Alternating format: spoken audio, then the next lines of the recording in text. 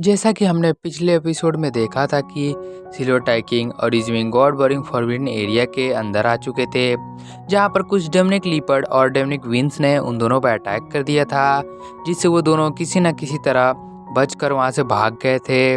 जिसके बाद उनके सामने भाई ओतियान आ गया था, जो कि अपने किसी ट्रेजर की मदद से सिल्वर टाइकिंग और इजविंग पर थंडर से अटैक कर देता है। जिसके बाद डेमनिक विंस और डेमनिक लीपर्ड और थंडर स्टोन जाइंट को अपनी तरफ आता हुआ देखकर भाई ओतियान वहां से भाग जाता है, जिसका फायदा उठाकर सिल्वर टाइकिंग और इजविंग भी उसके अटैक को डॉज कर वहां से भागने लगते हैं।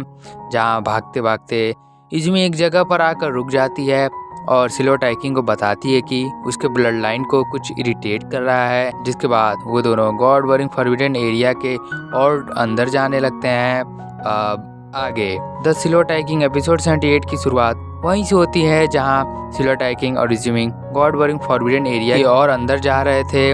जहां इजविंग कहती है कि मुझे बार बार ऐसा लग रहा है कि कुछ मुझे बुला रहा है, जिस पर इजविंग कुछ सोचने लगती है।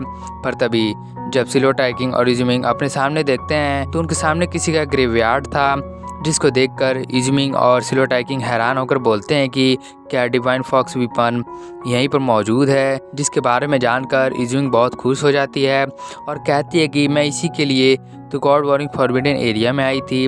जिस पर सिल्वर टाइकिंग कहता है तुम्हारी पसंद तो अच्छी है। इजविंग कहती है कि मैं जानती हूँ कि गॉड बोरिंग फॉरबिडन एरिया में कुछ बहुत बड़ा राज छुपा हुआ है, पर मुझे किसी न किसी तरह इस डिवाइन फॉक्स वीपन को लेना होगा।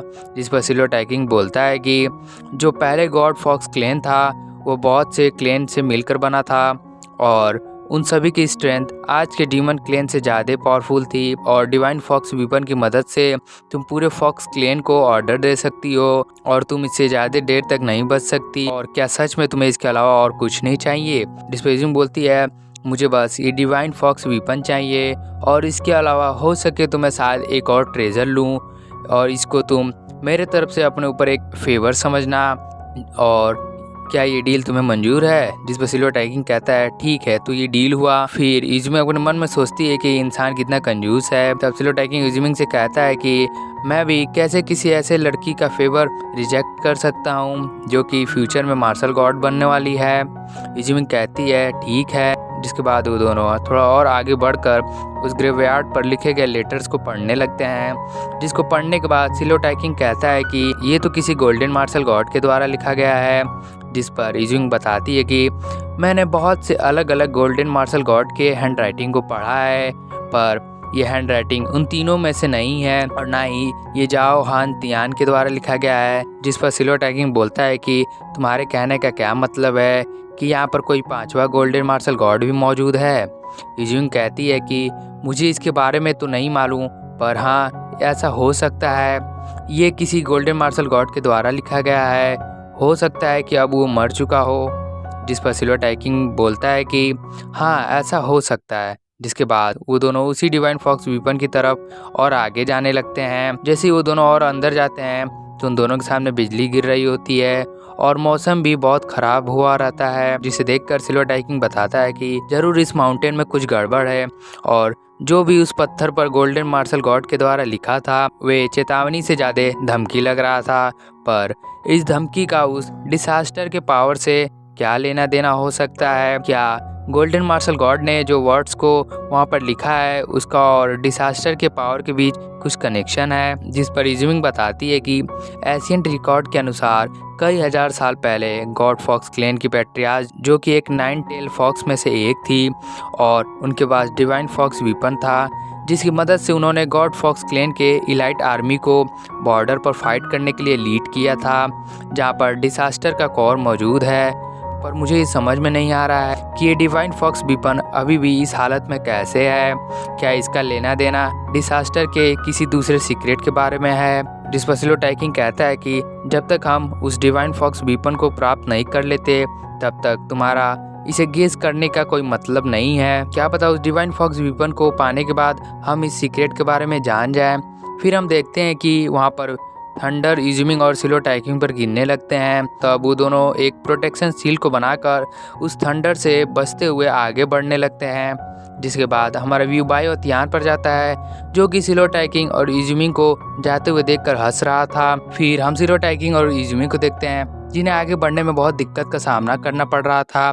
जिसके बाद वो दोनों जब अपने पीछे मुड़कर देखते हैं तो उन दोनों के पीछे बायोथियान खड़ा होता है, जो उन दोनों पर अटैक करने की कोशिश करता है, पर उसके ऊपर भी थंडर गिरने लगती है, जिसकी वजह से उसे वहां से भागना पड़ता है। जिसके बाद हम सिलो टाइकिंग और इजुमिंग को देखते हैं, जहां उन दोनों को थंडर के अटैक से बचने में बहुत दिक्कत का सामना करना पड़ रहा था। तभी सिलो टाइकिंग इजुमिंग से कहता है कि क्या तुमने कुछ आवाज़ सुनी? मुझे लगता है कि ये आवाज़ ली जी यांग की तरह है। जिस पर इजुमिंग कहती है कि मैंने भी एक आवाज़ सुनी थी, जो कि शायद याऊ टोंग की थी।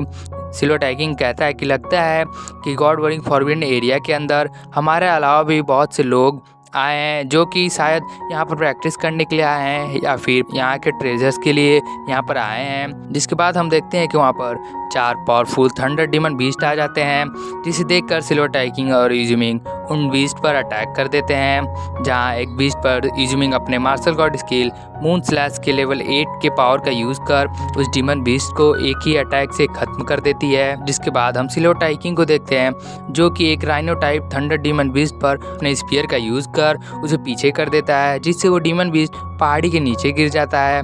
जिसके बाद सिलो टाइकिंग बर्ड थंडर डीमन बीस्ट पर अपने martial god skill god bone power का यूज़ कर देता है, जिससे हम देखते हैं कि वहाँ पर सिल्वर टाइगर का स्पिरिट आ जाता है, जो कि उस बर्ड थंडर बीस्ट पर अटैक कर उसे खत्म कर देता है।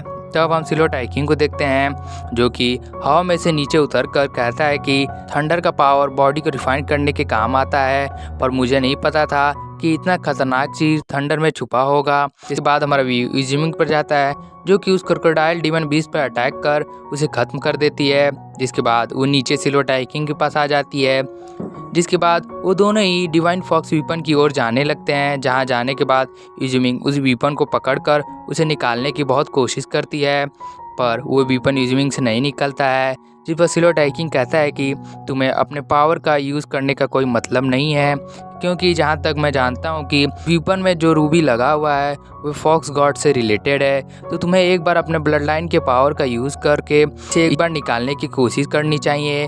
तो इजुमिंग भी ऐसा ही करती है, जिससे वहाँ पर बहुत ज़्यादा लाइट निकलने लगता है। तभी वहाँ की चट्टानें फट जाती हैं, जिसके अंदर हमें 9 टेल फॉक्स को दिखाया जाता है, जिसे देखकर सिलो टाइकिंग कहता है कि लगता है कि गोल्डन मार्शल गॉड इसी की ओर इशारा कर रहे थे।